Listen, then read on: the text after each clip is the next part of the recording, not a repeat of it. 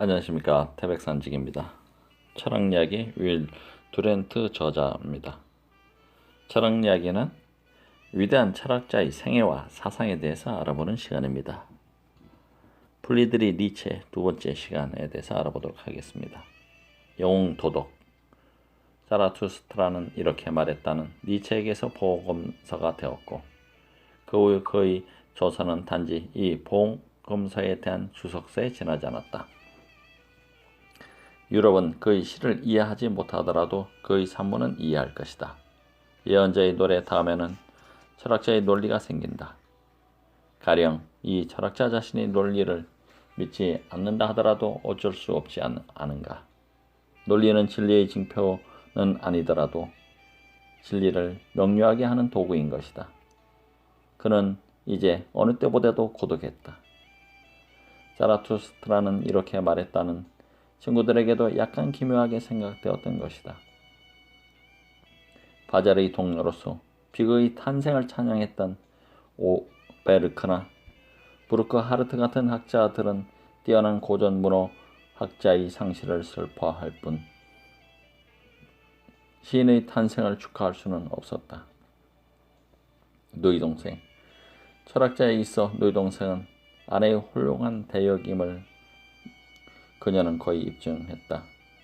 갑자기 그의 곁을 떠나 니체가 경멸하던 반유태인주의자와 결혼했고 공산주의적 식민지를 찾아 파라과이로 떠났다.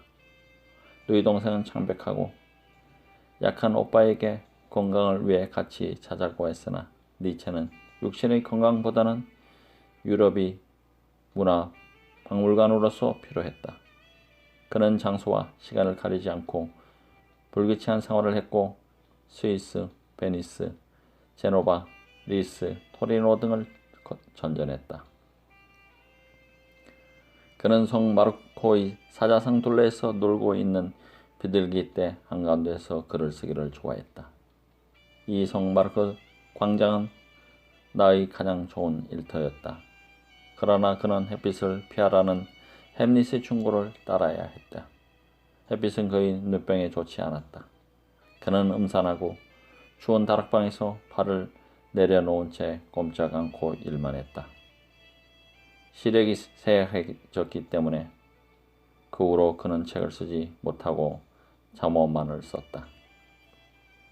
그는 이러한 단편들을 모아 선악의 비안 1886년, 도덕의 계보학 1887년 이라는 이름을 붙이고 이 책들이 낡은 도덕을 파괴하고 초인의 도덕의 길을 개척하기를 바랐다.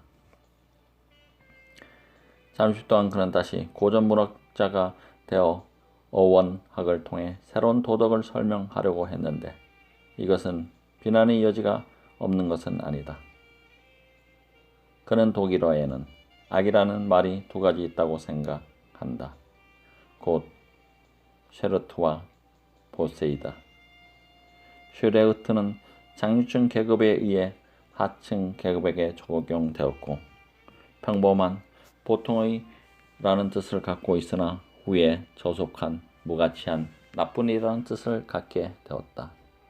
보세는 하층 계급에 의해 상층 계급에 적용되었고 이상한 불규칙한 확실치 않은 위험한 유해한 잔인한 뜻을 갖고 있었다. 나폴레옹은 보세였다. 많은 단순한 사람들은 예외적인 개인을 파괴력으로 보고 두려워했다. 위는 세상의 불행이라는 중국 속담도 있다. 마찬가지로 구트에도 선한에도 슈레트와 보세에 대응하는 두 가지 의미가 있다. 귀족이 사용하는 경우 이 말은 강한, 용감한, 강력한, 호전적인 신과 같은 구트는 고투, 신에서 생긴 말이다 라는 뜻이었고 민중이 사용하는 경우 친숙한, 평화로운, 무해한, 친절한 이라는 뜻이었다. 여기에 인간 행동에 대한 상반되는 두 가지 평가, 두 가지 윤리학 관점과 적도, 곧 군주 도덕과 군중 도덕이 있다. 전자는 고전적 고대에 있어서 특히 로마인들 사이에서 일반적으로 인정되었으며 평범한 로마인에게도 버튜, 덕은 버투어스, 남자다움, 용기, 모험심, 무용을 의미했다. 그러나 아시아부터 특히 정치적 예속 시대의 유대인으로부터 또 다른 기준이 생겼다. 곧 예속은 겸손을 낳고 무력함은 도움을 호소하는 이타주의를 낳는다. 이러한 궁중 도덕 밑에서 위엄과 권력에 대한 사랑은 안정과 평화에 대한 사랑에 굴복하고 힘은 교지로, 공공연한 복수는 은밀한 복수로, 엄격함은 연민으로, 독창은 모방으로, 명예심은 양심의 가책으로 변했다. 명예는 이교적, 로마적, 봉건적, 귀족주의적인 것이고 양심은 유태적, 기독교적, 부르주아적, 민주주의적인 것이다. 예속계급의 견해를 거의 보편적인 도덕으로 만든 것은 아모스로부터 예수에 이르는 예언자들의 웅변이었다. 세상과 육신은 악과 동의어가 되었으며 가난은 덕의 시금석이 되었다. 이러한 평가는 예수에 의해서 절정에 이르렀다. 예수에 의해 모든 인간은 동일한 가치, 동등한 권리를 갖게 되었다. 예수의 가르침으로부터 민주주의, 공리주의, 사회주의가 생겼다. 진보는 이제 평민 철학의 관점에서 다시 말하면 촉진되는 평등화와 세속화의 관점, 퇴파와 타락한 생활이라는 관점에서 정의되었다. 이러한 타락의 마지막 단계는 연민과 자기 희생의 과장, 범죄자에 대한 감상적 위로, 사회적 배설의 불능이다. 동정은 능동적이면 정당하지만 연민은 상대자의 마음을 마비시키는 정신적 사치이고 불치의 종기 같은 인간, 무능력자, 불구자, 악한, 부끄러운 병을 앓는 자, 구제할 길 없는 범죄자를 위한 감정의 낭비이다. 연민에는 야빔함과 심술이 있고 문병은 이웃사람의 무력함을 보고 느끼는 우월감을 즐기는 것이다. 아침 노을에서 이러한 도덕의 배후 위에는 권력의 은밀한 의지가 있다. 사랑은 소유욕에 지나지 않고 구애는 전쟁이고 결혼은 정복이다. 도노세는 카르멘이 다른 사람의 재산이 되는 것을 막기 위해 카르멘을 죽인다. 사람은 때로는 자신의 이익을 버리면서 타인의 이익을 도모하기 때문에 사랑에 있어서는 이타적이라고 믿는다. 그러나 이렇게 함으로써 그들은 바로 타인을 소유하려고 하는 것이다. 사랑은 모든 감정 중 가장 이기적이다.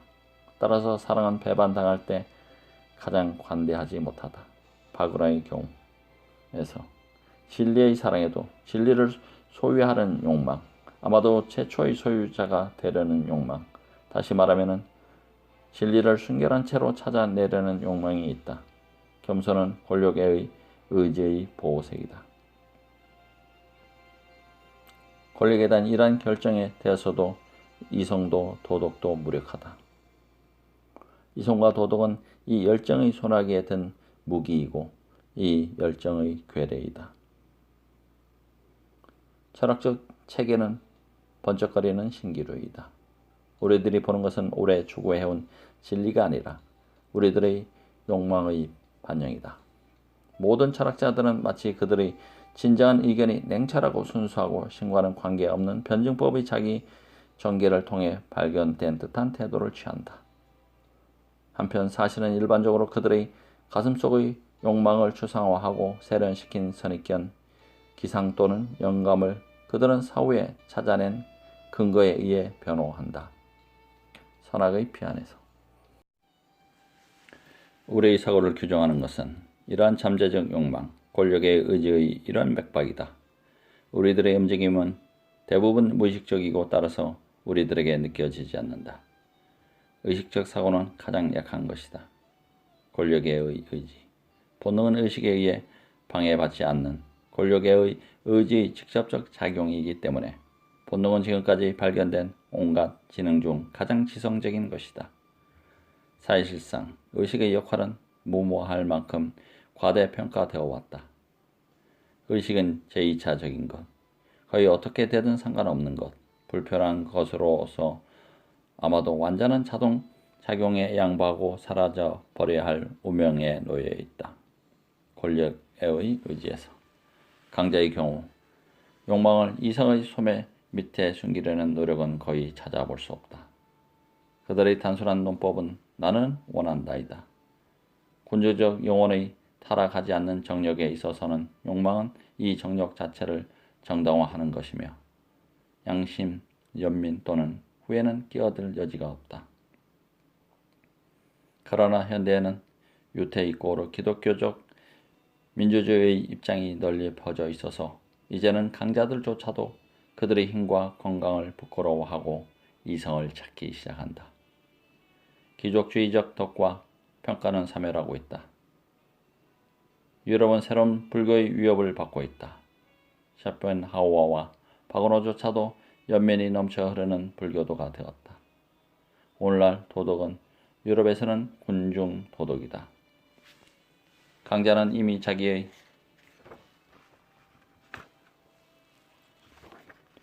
힘을 마음대로 발휘할 수 없으며 가능한 한 약자처럼 되어야 한다.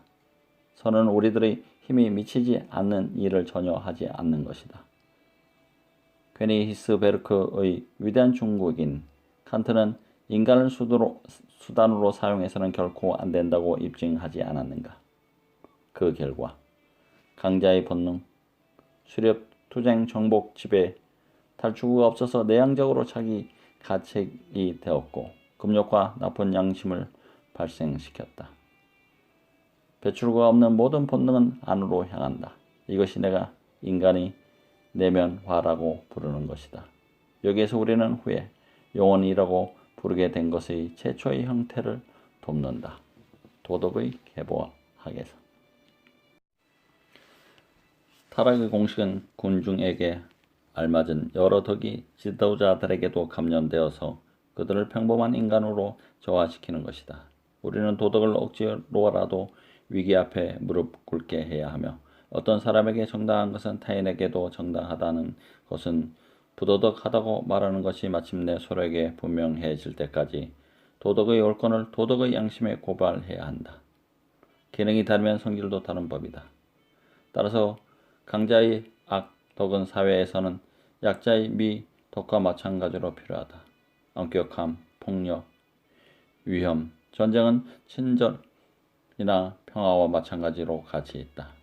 위대한 개인은 위험, 폭력, 무자비한 공경의 시대에만 출현한다. 인간의 가장 좋은 점은 의지의 힘, 격정의 힘과 지속성이다. 격정이 없으면 인간은 행동할 수 없는 무골충에 지나지 않는다. 탐욕과 질투, 그리고 증오조차도 투쟁과 도태와 생존의 과정에서는 불가결한 항목이다. 악과 선의 관계는 변이와 유전의 관계, 혁신이나 실현과 관습의 관계와 같아서 선례나 질서를 범죄에 가까울 만큼 침해하지 않는 한 발달은 있을 수 없다. 만일 악도 선이 아니라면 악은 이미 사라져 버렸을 것이다. 우리는 너무 착하지도 않도록 조심해야 한다. 인간은 보다 착해져야 하는 동시에 보다 악해져야 한다. 니체는 세상에서 많은 악과 잔인성을 찾아보고 위안을 느꼈다. 고대인의 커다란 기쁨이며 쾌락이었다고 그는 생각하는 잔인성의 범위를 생각해 보는 것은 거의 사디즘적 즐거움이었고 그는 비극이나 어떤 순간 것에서 느껴지는 쾌감은 세련된 대용적 잔인성이라고 믿었다. 자라투스트라는 인간은 가장 잔인한 동물이라고 말한다. 비극, 투, 책형을 응시할 때 인간은 지상에서 그 어느 때보다도 행복을 느껴왔다. 그리고 지옥을 발명했을 때 보라, 지옥은 지상에서 인간의 천국이었다. 이제 인간은 압제자들이 타계에서 받을 영원한 형벌을 생각하고 고난을 견뎌낼 수 있게 된 것이다. 최고의 윤리는 생물학적이다. 우리는 사물을 생명에 기여하는 가치에 따라 평가해야 하고 생리학적으로 모든 가치를 전도할 필요가 있다. 인간, 집단 또는 종의 진정한 시금석은 에너지, 능력, 권력이다. 우리는 19세기의 모든 높은 덕이 파괴되지 않았더라면 육체적인 것을 강조했다는 점에서 19세기와 부분적으로는 화해할 수 있을 것이다. 정신은 유기체의 기능이다. 뇌에 있어서의 피 한 방울의 과부족은 인간에게 프로메테우스가 독설에게 받은 고통 이상의 고통을 줄 수 있다. 음식이 다르면 정신적 성과도 다르다. 쌀은 불교의 성립에 도움이 되었고 독일 형이사학은 맥주의 결과이다. 그러므로 철학은 생명의 상승을 표현 강조하느냐 또는 생명의 하강을 표현 강조하느냐에 따라 그 진위가 결정된다. 데카르트는 인생은 아무런 가치도 없다고 말하지만 오히려 나는 아무런 가치도 없다고 말해야 할 것이다. 인생의 모든 영웅적 덕이 타락하고 민주주의, 다시 말하면 위인에 대한 모든 신앙의 상실, 매년 새로운 사람들을 파멸시키고 있는 곳에 삶의 보람이 있을 까닭이 있는가? 오늘날 궁과하는 유럽인은 마치 그들만이 허용될 수 있는 유일한 인간인 것처럼 생각하고 그들을 온화하고 끈기 있고 군중에게 유용하도록 만드는 여러 성질, 곧 공공심, 친절, 복종, 근면, 절도, 겸손, 관용, 동정을 참으로 인간적인 덕으로 찬양한다. 그러나 오늘날 지도자와 선도자가 없어서는 안 될 경우에는 궁거적 인간들을 소집해서 사령관 대리 역할을 시키려는 시도가 거듭되고 있다. 예컨대 모든 대의 제도의 기원은 여기에 있다. 그럼에도 불구하고 궁거적 유럽인들에게는 절대적 지배자의 출현은 얼마나 큰 축복이며 감당하기 어려워진 중화로부터의 구제인가. 이러한 사실에 대해 나폴레옹 출현의 영향은 최후의 거대한 증거였다. 나폴레옹의 영향의 역사는 이 세기 전체가 이 세기의 가장 귀중한 인간과 시기를 통해 달성한 보다 높은 행복의 역사라고 할 수 있다. 프리드리 니체의 초인. 도덕성은 친절이 아니라 힘에 있는 것처럼 인간의 노력의 목표도 만인의 향상이 아니라 보다 뛰어나고 보다 강한 개인의 육성에 있다. 인류가 아니라 초인이 목표이다. 권력의 의지에서. 분별심 있는 현인이 기도하는 마지막 일은 인류의 개선이지만 인류는 개선되지도 않을 뿐 아니라 존재하지도 않는다. 인류는 추상명 사이에 지나지 않기 때문이다. 존재하는 것은 개인이라는 개미가 살고 있는 광대한 언덕일 뿐이다. 그 전체적 모양은 거대한 실험실과 매우 흡사하다. 이 실험실에서는 어떠한 시대에나 약간의 실험은 성공하지만 대부분의 실험은 실패하고 모든 실험의 목표는 집단의 행복이 아니라 전형의 개선에 있다. 보다 높은 전형이 출현하지 않을 바에야 그 사회는 멸망하는 편이 더 좋다. 사회는 개인의 힘과 개성을 고양시키는 도구이다. 집단은 그 자체로서는 목적이 아니다. 모든 인간, 곧 인류, 기계를 운전하는 데 필요할 뿐이라면 이 기계는 무슨 소용이 있는가? 기계 혹은 사회 조직은 그 자체가 목적인 한 인간 희극이다. 권력의 의지에서. 처음에 니체는 마치 새로운 종의 산출이 그의 희망인 듯이 말했으나 후에는 초인을 평범한 대중의 수령 속에서 간신히 기어 올라온 자연 도태의 위험보다는 계획적인 훈육과 신중한 양성으로 존재하게 된 탁월한 개인으로 생각하게 되었다. 생물학적 과정은 예외적 개인에게는 불리하며 자연의 가장 탁월한 산물의 가장 잔인하고 오히려 평균적인 것, 평범한 것을 사랑하고 보호하며 자연에는 유형, 곧 집단적 수준으로의 끊임없는 역행이 있고 다수자에 의한 최우수자의 지배가 주기적으로 일어나기 때문이다. 초인은 인위적 도태, 곧 우생학적 성경 지명과 인간을 고상하게 하는 교육에 의해서만 살아남을 수 있다. 결국 보다 탁월한 개인을 사랑 때문에 결혼시킨다는 것은 영웅을 하녀와 결혼시키고 천재를 친모와 결혼시키는 것은 얼마나 가소로운 일인가. 쇼펜하우어는 잘못 생각했다. 사랑은 우생학적인 것이 아니다. 남자는 사랑에 빠져 있을 때 전생에 영향을 미치는 결심을 해서는 안 된다. 사랑하면서 동시에 현명한 남자는 있을 수 없다. 우리는 연인끼리의 맹세를 무효화해야 하며 연애 결혼을 법적으로 금지해야 한다. 제우스자는 제수자와 결혼해야 하며 연애는 오합지졸에게 맡겨 놓아야 한다. 결혼의 목적은 단지 번식만이 아니라 발전을 이룩하는 것이다. 그대는 젊고 어린애와 결혼을 원하고 있다. 그러나 나는 그대에게 묻는다. 그대는 어린애를 원해도 좋을 만한 인간인가? 그대는 압도적인 승자, 자기를 극복한 자, 관능의 통치자, 그대의 덕의 지배자인가? 이렇게 나는 그대에게 묻는다. 혹은 그대의 이러한 소원은 짐승과 필요 때문에 생긴 것이 아닌가? 혹은 고독감 때문인가? 혹은 자기 자신에 대한 불만 때문인가? 그대의 승리와 자유가 스스로 어린애를 갈망하기를 나는 바라고 있다. 그대는 그대의 승리와 해방을 위해 살아있는 기념비를 세워야 한다. 그대는 그대를 넘어선 곳에 세워야 한다. 그러나 내가 보기에는 우선 그대 자신을 세워야겠구나. 육체도 영혼도 단정하게. 그대는 계속해서 그대 자신을 재배할 뿐 아니라 위로 뻗어 오르게 해야 한다. 그러기 위해 결혼이라는 정원이 그대의 도움이 되기를. 그대는 보다 높은 육체를, 제1운동을 스스로 돌아가는 수레바퀴를 창조해야 한다. 창조하는 자를 그대는 창조해야 한다. 창조한 자들보다 더 훌륭한 한 사람을 창조하려는 두 사람의 의지, 이것을 나는 결혼이라고 부른다. 이러한 의지를 의욕하는 자들에 대한 외경으로서의 상호간의 외경을 나는 결혼이라고 부른다. 출생이 좋지 않은 고귀함은 불가능하다. 정신만으로는 고귀해질 수 없다. 오히려 정신을 고귀하게 하는 것은 언제나 필요하다. 도대체 무엇이 필요한가?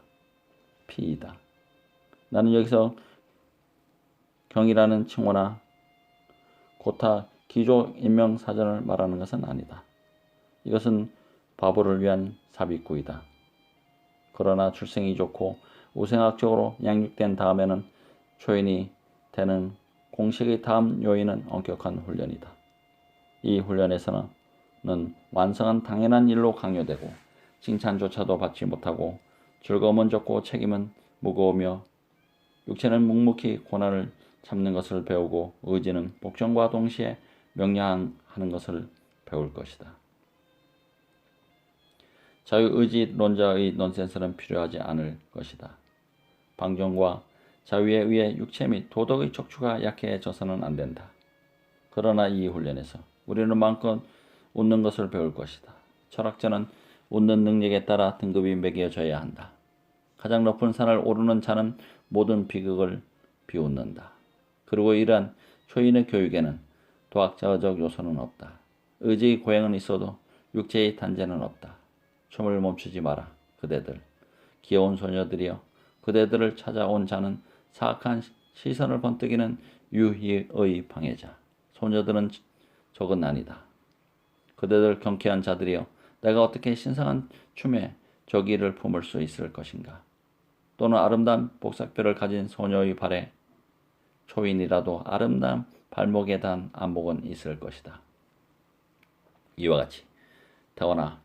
같이 교육된 인간은 선악의 피 안에 있고 그는 만일 목적이 요구하기만 한다면 악한 일도 서슴지 않을 것이다. 그는 선하기보다는 오히려 두려움이 없다. 무엇이 선인가? 용감한 것이 선이다. 무엇이 선인가? 인간에게 있어서 권력감, 권력의 의지, 권력 자체를 증대시키는 모든 것이다. 무엇이 악인가? 모든 연약한 것이다. 아마도 초인의 지배적 특징은 만일 어떤 위험이나 투쟁의 목적이 있다면 이 위험과 투쟁을 사랑하는 것이다. 초인은 안전 제의를 추구하지 않고 다수자에게 행복을 남겨줄 것이다. 자라투스트라는 먼 여행을 하는 자를 좋아하고 위험 없이 사는 자를 싫어한다. 그러므로 현대에 있어서는 그 원인이 비속하고 사소하더라도 모든 전쟁은 선이다. 훌륭한 전쟁은 어떤 원인이든 신성하게 만든다. 혁명조차도 선이다. 물론 대중의 지배보다 더 불행한 일은 없기 때문에 혁명 자체가 선하지는 않다. 그러나 투쟁의 시대에는 전에는 자극이나 기회가 부족해서 나타나지 않던 개인의 잠재적 위대성이 드러나기 때문에 혁명은 선하다. 이러한 혼탁으로부터 춤추는 별이 탄생하고 프랑스 혁명과 설왕과 우행에서 나폴레옹이 탄생하고 르네상스의 횡포와 무질서로부터 유럽이 그 후로 다시는 갖지 못하고 또한 이미 참아낼 수 없는 강렬하게 개성이 탄생하는 것이다. 정력과 지성과 긍지, 이것이 초인을 만든다. 그러나 이것은 조화를 이루지 않으면 안 된다. 격정은 욕망의 혼돈을 개성의 힘으로 바꾸어 놓는 어떤 거대한 목적에 의해 선택되고 통일돼야만 힘이 된다. 슬프구나. 정원사가 되지 못하고 식물의 토양 구실만 하는 사상가들이여. 자신의 충동의 뒤를 따라다니는 자는 누구인가? 약자이다. 약자에게는 금주의 힘이 없다. 약자는 아니다라고 말할 만큼 강하지 못하다. 약자는 불협화음이고 대가당이다. 자기 자신을 단련하는 것, 이것이 최고의 일이다. 대중의 일원이 되기를 바라지 않는 자는 자신에게 안위를 허용하지 말아야 한다. 타인에 대해서, 특히 자기 자신에 대해서 엄격할 수 있는 목적을 갖는 것, 친구를 배반하는 것만을 제외하고는 거의 무슨 일이든지 할 수 있는 목적을 갖는 것, 이것이 고귀함의 마지막 면허장이고 초인의 마지막 특징이다. 이러한 인간을 우리들의 노고와 목표와 보상으로 볼 때야만 우리는 삶을 사랑하고 향상시킬 수 있다. 우리는 모든 사람들이 그것을 위해 서로 사랑할 수 있는 목적을 가져야 한다. 위대해지자. 그렇지 않으면 위인의 하인과 도구가 된다. 수백만의 유럽인들이 보나파르트의 목적을 위한 수단이 되어 죽어갈 때에도 만세를 부르면서 그를 위해 즐거이 목숨을 바친 것은 얼마나 장관이었던가. 아마도 우리들 중 분별심이 있는 자는 우리는 될 수 없는 것, 예언자가 될 수 있고 초인의 도래를 위해 길을 닦을 수 있다. 우리는 있는 곳이 서로 다르고 시대가 서로 다르더라도 비록 서로 흩어져 있기는 하더라도 이 목적을 위해 협동할 수 있다. 자라투스트라는 이 숨은 조력자들, 곧 초인을 사랑하는 자들의 목소리를 들을 수만 있다면 어떤 고뇌 속에서도 노래를 멈추지 않을 것이다. 그대들 오늘날 외로운 자들이여, 그대들 이탈자들이여, 그대들은 언젠가는 민족이 되어야 한다. 그대들은 그대들 자신을 선택했고 이러한 그대들로부터 선택된 민족이 탄생되어야 한다. 그리고 이 민족으로부터 초인이 탄생되어야 한다. 자라투스트라는 이렇게 말했다 해서. 프레드리 니체의 대패. 따라서 초인의 길은 귀족주의를 통과하지 않을 수 없다. 민주주의. 머리 수세기에 여념이 없는 이 광기. 너무 늦기 전에 근절되어야 한다. 그 첫걸음은 보다 모든 뛰어난 인간에 관한 한 기독교의 파괴이다. 그리스도의 승리는 민주주의의 시초였다. 최초의 기독교는 가장 깊은 본능으로부터 모든 특권에 대항하는 반역자였다. 그는 언제나 평등한 권리를 위해 살고 투쟁한다. 현대라면 그 시베리아로 유배당했을 것이다. 그대들 중 가장 위대한 자를 그대의 하인으로 삼아라. 이것은 모든 정치적 지혜의 전도, 모든 상식의 전도이다. 사실상 우리는 복음서를 읽을 때 러시아 소설의 분위기를 느낀다. 복음서는 일종의 돌스토예프스키의 표절물이다. 오직 천민 사이에서만, 오직 지배자가 타락해서 다스리지 않게 된 시대에만 민주주의의 관념은 정착할 수 있을 것이다. 네로와 칼라가 왕자에 앉아 있을 때 최하의 인간이 정상의 인간보다 가치 있다는 역설이 생겼다. 기독교의 유럽 정복이 고대 귀족주의를 종식시킨 것처럼 게르만 무인 귀족의 유럽 침략은 옛날의 남성적 덕을 부활시키고 근대 귀족주의의 뿌리를 심어 놓았다. 무인 귀족들은 도덕이라는 무거운 짐을 짊어지지 않았다. 그들은 모든 사회적 강제로부터 자유를 즐겼고 그들은 마치 대학생이 장난이나 되는 듯이 거만하고 냉정하게 무서운 살인, 방화, 능욕, 고문을 연달아 자행하고 기뻐 날뛰는 괴물처럼 천진난만한 야수의 양심으로 되돌아갔다. 이러한 자들이 독일, 스칸디나비아, 프랑스, 영국, 이탈리아 및 러시아의 지배 계급이 되었다. 나는 국가라는 말을 썼다. 국가에 대해서 생각하는 자는 국가를 쉽게 이해한다. 곧 근모의 맹수, 니체의 조어로 게르만 민족을 말한다. 곧 근모의 맹수물이 곧 군사조직과 조직력을 갖고 있어서 어쩌면 수적으로 매우 우세한 주민들에게도 서슴지 않고 무서운 발톱을 내미는 정복자 및 주인계급, 이 짐승떼가 지상에 국가를 창설했다. 국가는 계약으로만 시작되었다고 하는 몽상은 사라졌다고 나는 생각한다. 명령할 수 있는 자, 본서상 주인인 자, 행동과 태도가 난폭한 자, 그에게 계약이 무슨 상관이 있는가? 이 빛나는 통치자의 가계는 첫째로 가톨릭의 여성적 덕양의 찬양에 의해서, 둘째로 종교개혁의 청교도적 및 평민적 이상에 의해서, 셋째로 열등한 가계와의 자본에 의해서 부패했다. 가톨릭이 원숙해져서 르네상스의 귀족적이고 무도덕적인 문화로 되어 있는 바로 그때의 종교개혁은 유태교적 엄격성과 엄숙성을 부활시켜 가톨릭을 진압했다. 르네상스가 무엇이었는가를 마침내 사람들은 이해하게 되었고 이해하려 하는가? 그것은 기독교적 가치의 전도, 온갖 수단, 온갖 본능, 온갖 천재를 동원해서 반대가치, 고귀한 가치의 승리를 안겨주려는 시도였다. 완전한 초지상적인 마술과 자그마한 색채의 가능성을 나는 보고 있다. 법황으로서의 전살의 보르자를 그대들은 나를 이해할 수 있는가? 프로테스탄티즘과 맥주가 독일 정치를 둔하게 만들고 여기에 이제 바그너의 오페라가 덧붙여졌다. 그 결과 오늘날의 프로이센은 문화의 가장 위험한 적의 하나가 되었다. 독일인이 한 사람이라도 옆에 있으면 나는 소화가 되지 않는다. 이 사람을 보라 해서. 기본이 말하는 것처럼 한 세계가 몰락하는 데는 단지 시간이, 그것도 많은 시간이 필요할 뿐이라면 독일에서 잘못된 개념이 파괴되는 데에도 오직 시간이, 그것도 많은 시간이 필요할 뿐이다. 독일이 나폴레옹을 타도했을 때, 문화적으로는 루터가 교회에 타도했을 때와 마찬가지로 손해가 많았다. 그 후로 독일은 괴테나 쇼펜하우어나 베토벤을 잊고 애국자를 숭배하기 시작했다. 모든 것을 능가한 독일, 나는 이것이 독일 철학의 종말이 아니었을까 생각한다.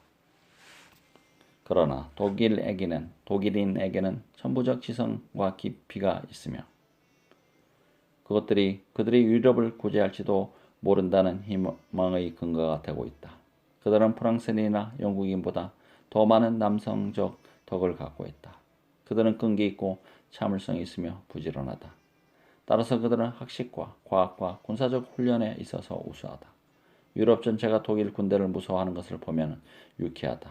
만일 독일의 조직력이 러시아의 잠재적인 물질적 및 인적 관계와 제휴한다면 위대한 정치 시대가 시작될 것이다. 지상의 지배권을 장악하기 위해서는 독일 민족과 슬라브 민족이 함께 발달할 필요가 있다. 또한 가장 영리한 재정과 유태인도 절대로 필요하다. 우리는 러시아와 허심탄회하게 제휴할 필요가 있다. 대안은 포위당하든가 교살당하는 것이다. 독일의 걱정은 정신이 둔하다는 것인데 이것은 견실한 성격이 치르는 대가이다. 프랑스인을 유럽 전체에서 가장 세련되고 예민한 국민으로 만든 것은 그들의 오랜 문화 전통이거니와 독일에는 이러한 전통이 없다. 나는 오직 프랑스 문화를 믿을 뿐이며 그 밖에 유럽에서 문화라고 자칭하고 있는 것은 오해라고 생각한다.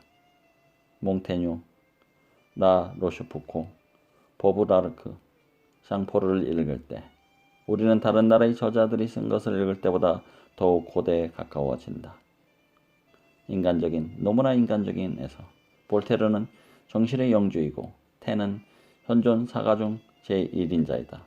플로베르, 브루제, 아나톨 프랑스 등은 그 후의 작가들도 사고와 언어의 명석성에 있어서는 다른 유럽인들을 무한히 능가하고 있다.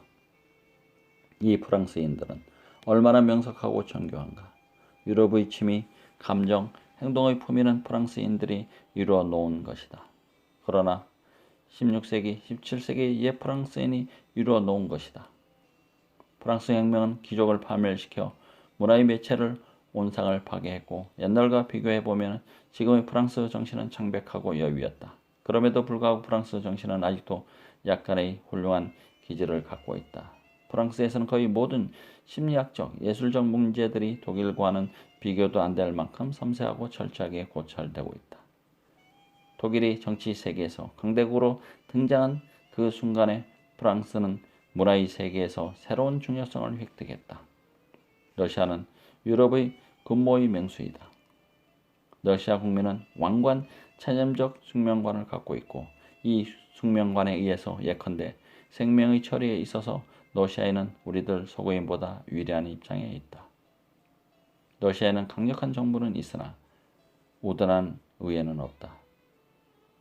러시아에서의 의지의 힘이 오랫동안 축적되어 왔고 이제 이 힘이 터져 나오려고 한다. 러시아가 유럽의 지배자가 되더라도 의외의 일은 아닐 것이다. 중심으로 유럽의 미래를 생각하는 사상가는 미래에 대해서 전망하는 경우 언제나 유태인과 러시아인을 여러 세력들의 거대한 역할과 투쟁에 있어서 무엇보다도 가장 확실하고 가장 유망한 요인으로 꼽을 것이다. 그러나 결국 현존 국민 중에서 가장 훌륭하고 가장 정력적인 것은 이탈리아인이다. 알피에리가 자랑한 것처럼 이탈리아에서는 인간의 혈통이 가장 강력하게 성장하고 있다. 가장 신분이 낮은 이탈리아인조차도 남자다운 태도와 귀족적인 긍지를 갖고 있다. 베니스의 가난한 곤돌라 사공은 언제나 베를린의 추밀 고문관보다 뛰어난 풍채를 갖고 있고 결국 실제로 인품에 있어서도 더 뛰어나다. 가장 나쁜 것은 영국인이다.